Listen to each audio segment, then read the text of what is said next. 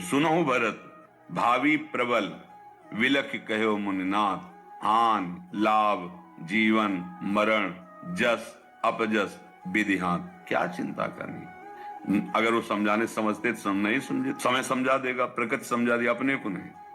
अगर अपना कोई निर्जन है तो घाटा सह लो, गाली सह लो, आप बलवान बन जाओगे।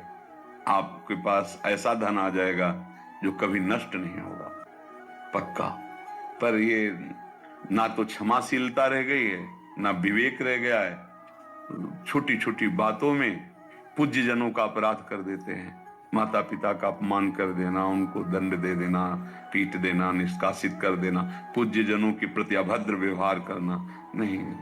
गृहस्थ धर्म बहुत बढ़िया भगवान की प्राप्ति के लिए है।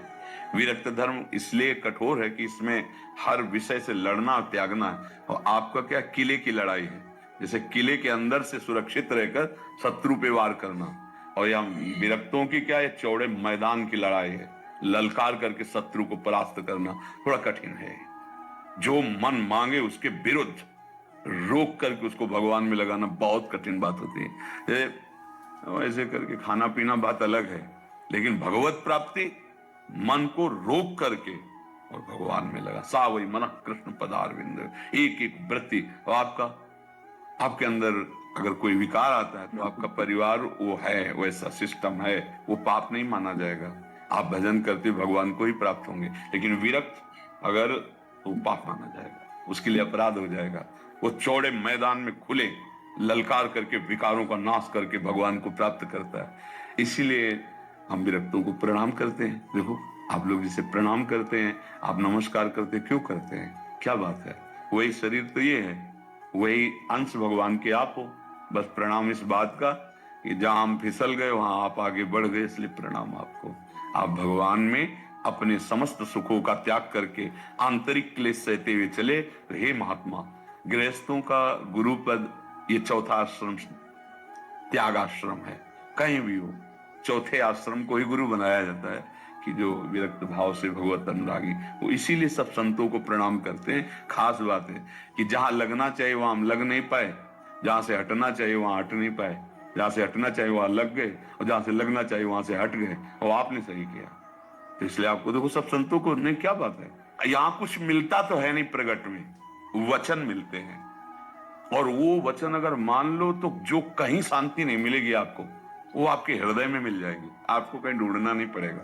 जो आशीर्वाद आप मांगते घूमते हैं वो आपके अंदर स्फुरित हो जाएगा। केवल मान लो बात मान लो। बात अगर मान ली तो ऐसे करना वैसे करना, ये देना और लेना, जिससे ना जंतुर पंतु ये सब कुछ चनाए, तुम जाओ शेरवत सिंहवत उत्साह संपन्न। ऐसा उत्साह आएगा, रौंदते चले जाओगे हर दुखों को, हर विघ्नों को, कोई तुम्हें परास्त नहीं कर पाएगा। सत्संग का मतलब क्या होता है? असत का त्याग करने का उत्साह और भगवत प्राप्ति की लगन। और ऐसी लगन, ऐसी अगन सब भस्म कर दे और निकल जाए।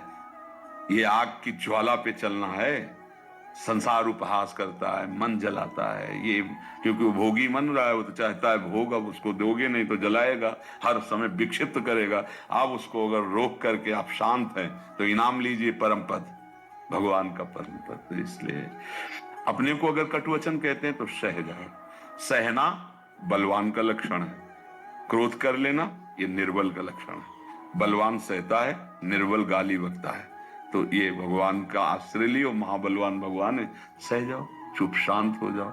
शांत होने में भगवान की कृपा मिलेगी, गाली देने में अपराध बन जाएगा, लड़ाई करने में अपराध बन जाएगा।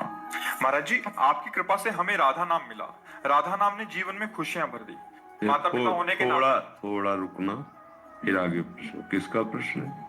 हाँ, खुशियों को केवल राधा नाम की कृपा मत समझ लेना, क्योंकि दिन है तो रात्रि आती ही है, और रात्रि है तो दिन आता ही है।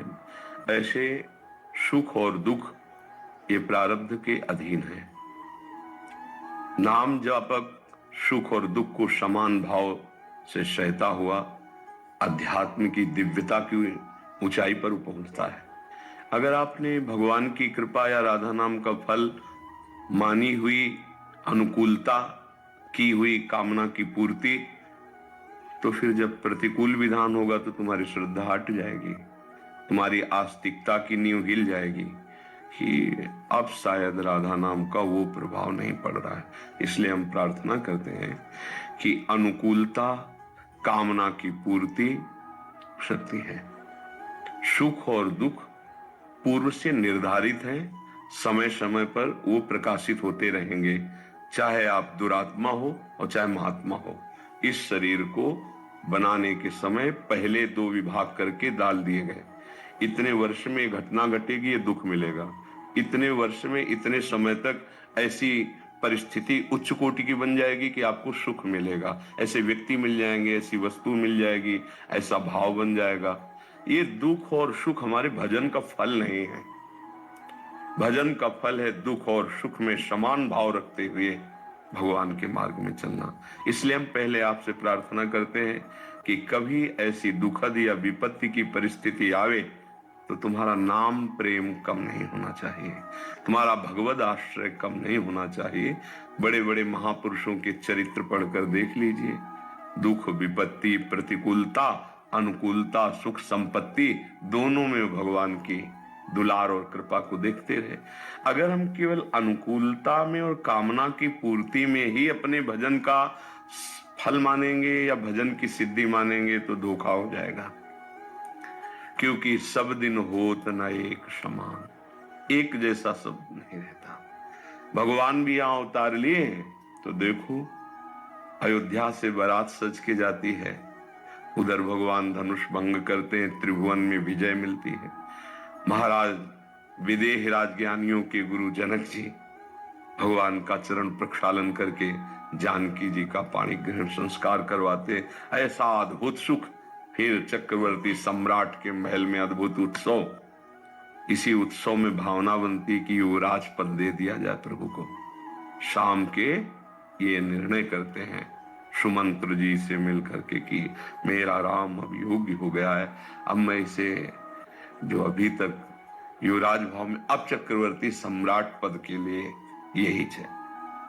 ये बात फैलती है, मंथरा की बुद्धि बदलती है, कैकेयी जी के हृदय में 2 वरदान की इच्छा होती है, 14 वर्ष का वनवास। अब आप विचार करो, जहां राजा राम बनने वाले हैं, इतना सुख कि समुद्र की भांति जैसे लहरें आ रही ना बड़ी बड़ी, ऐसे सुख की लहरें अयोध्या में। अभी तो राम लक्ष्मण भरत शत्रुघ्न, और इनकी परम दिव्य आत्मस्वरूप देवियां भी विराजमान हो गई आकर के, सब सुखी सब आनंद। अचानक ऐसी घटना घटी, सुबह भगवान राम का वनवास, तापस वेश विशेष उदासी 14 वर्ष राम। सबके प्राण भगवान श्री राम थे। वो जिनको प्रेम है वो जानते कैसे जिएंगे। भाग पड़ी अयोध्या के सब नर नारी बाल भगवान के लिए, हम आपके बिना नहीं जी सकते। सिया राम लखन जी मानो प्राण निकल गए। भगवान रात्रि में कि इनको दुख पड़ेगा, छुप के ऐसे रथ चलवाए कि कोई जान ही नहीं पाया चिन्ह।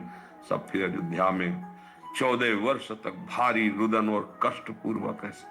देखो कहां ये सुख और कहां एकदम भयानक इतना दुख। जब भगवान के अवतार में ऐसा हो सकता है तो हम लोग तो मनुष्य हैं, हम तो भगवान का भजन करने वाले हैं, वो तो भगवान हैं। तो इस लोक का क्रम ऐसा है कि कभी बहुत बड़ा सुख तो कभी बड़ा भयानक दुख, लेकिन नाम जापक दुख और सुख में समान रहता है।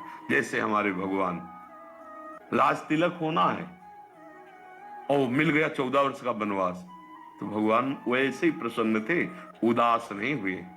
जिसमें हमारे पिता को सुख मिले, अगर वो माता को वचन दिए हैं तो मेरे लिए अयोध्या ने बन ही परम सुखदाय। नंगे पैर भगवान 14 वर्ष घोर कंकरीली पथरीली कांटों से युक्त भूमियों में विचरण कर सम रहे ना, प्रसन्न रहे। तो हमें भगवान अवतार लेकर के शिक्षा देते हैं हम कैसे रहें। ये भजन ये अध्यात्म आपको सम बनाता है। ये भूल लोगों की है कि संत महात्माओं के पास जाएं, हमारी कामनाओं की पूर्ति हो सकता है, क्योंकि वो भगवान का भजन करते हैं, भगवान के आश्रित, तो आप भावना लेके आए, लेकिन उस कामना की पूर्ति के बाद क्या आपकी कामनाएं नहीं रह जाएंगी क्या? बहुत सी कामनाएं, बहुत सी चिंताएं, बहुत सी आवश्यकताएं एक मिल जाए तो फिर कुछ नहीं रहे, वो है भगवान।